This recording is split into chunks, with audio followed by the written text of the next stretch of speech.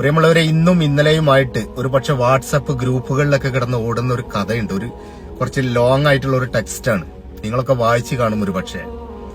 ഞാനത് വായിച്ച് ഒരുപാട് വേദന തോന്നി എനിക്ക്. മഞ്ചേരിയിൽ സൗജത്ത് എന്ന് പറയുന്ന ഒരു സഹോദരി, 38 വയസ്സ് പ്രായമുള്ള സഹോദരിയുടെ ജീർണിച്ച മൃതശരീരം വെട്ടിപ്പൊളിച്ച് പോസ്റ്റ്മോർട്ടം കഴിഞ്ഞിട്ട് ഏറ്റുവാങ്ങാൻ ബന്ധുക്കൾ ആരും തയ്യാറാവുന്നില്ല. സ്വന്തം സഹോദരൻ പോലും വേണ്ടാന്ന് പറഞ്ഞിട്ടുള്ള ആ ഒരു മൃതശരീരം കുറച്ച് സന്നദ്ധ പ്രവർത്തകരൊക്കെ കൂടി ചേർന്നിട്ട് മഞ്ചേരി സെൻട്രൽ ജുമാഅത്ത് പള്ളി ഖബർസ്ഥാനിയിൽ ഖബറടക്കിയ ഒരു കഥ. ഒരുപാട് വേദന തോന്നി അത് 5 വർഷം മുമ്പ് വരെ സ്വന്തം ഭർത്താവും 4 മക്കളുമായിട്ട് യാതൊരു കുഴപ്പമില്ലാതെ ജീവിച്ചു പോന്നിരുന്ന ഈ സഹോദരി ഇടക്കാലത്ത് വെച്ച് ഒരു കാമുക ബന്ധത്തിൽ ഏർപ്പെടുകയാണ്. ആ കാമുകനുമായിട്ട് ചേർന്നിട്ട് സ്വന്തം ഭർത്താവിനെ, ഈ 4 മക്കളുടെ പിതാവിനെ വളരെ ക്രൂരമായ രീതിയിൽ കൊലപ്പെടുത്തുകയാണ് ഉണ്ടായത്. എന്നിട്ടാണ് ഈ കാമുകന്റെ കൂടെ പോയിട്ട് ജീവിച്ചിരുന്നത്. ഒടുവിൽ കാമുകന് പോലും ഒരു ശല്യമായി തീർന്നപ്പോ സ്വന്തം കാമുകനാൽ വളരെ ദാരുണമായിട്ടുള്ള അന്ത്യം, അതേപോലെ തന്നെയുള്ള അന്ത്യം ഏറ്റുവാങ്ങേണ്ടി വന്നിട്ടാണ്.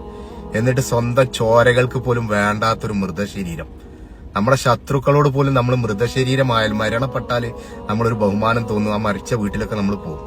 പക്ഷെ സ്വന്തം സഹോദരൻ പോലും വേണ്ടാന്ന് പറഞ്ഞിട്ടുണ്ടെങ്കിൽ അപ്പൊ എത്രമാത്രം വെറുപ്പുണ്ടാവും ഒന്ന് ആലോചിച്ച് നോക്ക് നിങ്ങൾ.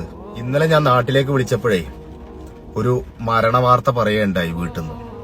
എന്റെ ഒരു ബന്ധുക്കാരൻ റാസൽ കൈമേല് അറ്റാക്ക് മൂലം മരണപ്പെട്ട വിവരം വളരെ വലിയൊരു ഷോക്കായി പോയി എനിക്ക്. കാര്യം എന്റെ ഒക്കെ താഴെയുള്ള ഒരാളാണ്. നാട്ടില് വീട് പണി നടന്നുകൊണ്ടിരിക്കുകയാണ്. 3 ചെറിയ കുട്ടികളും ഒരു ഭാര്യയും.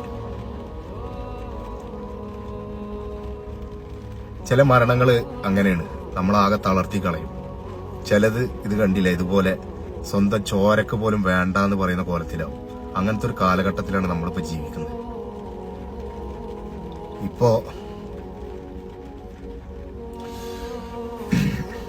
1.5 മാസമായിട്ടുള്ളൂ, 2 മാസമായിട്ടില്ല ആള് വന്നിട്ട്. കൊറോണ സമയത്ത് നാട്ടിൽ ഒരുപാട് കുടുങ്ങിപ്പോയതാണ്. ഒരുപാട് കടങ്ങളും കാര്യങ്ങളൊക്കെ ഉണ്ടായിരുന്നു.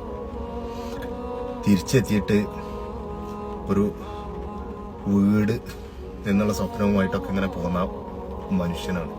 ഇന്ന് ഡേറ്റ് 3/1/2023.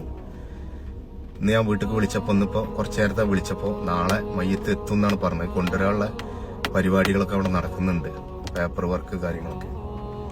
അപ്പോ ഇതും ഒരു മരണമാണ്, അതും ഒരു മരണമാണ്. ചില മരണങ്ങള് നമ്മളെ വല്ലാതെ തളർത്തി പോകും. നമ്മൾ അറിയപ്പെടാത്ത ആളുകളാണെങ്കിൽ പോലും ചിലത് സ്വന്തം രക്തത്തിന് പോലും വേണ്ടാത്ത മയ്യത്തായിട്ട് മരിച്ചു പോകും.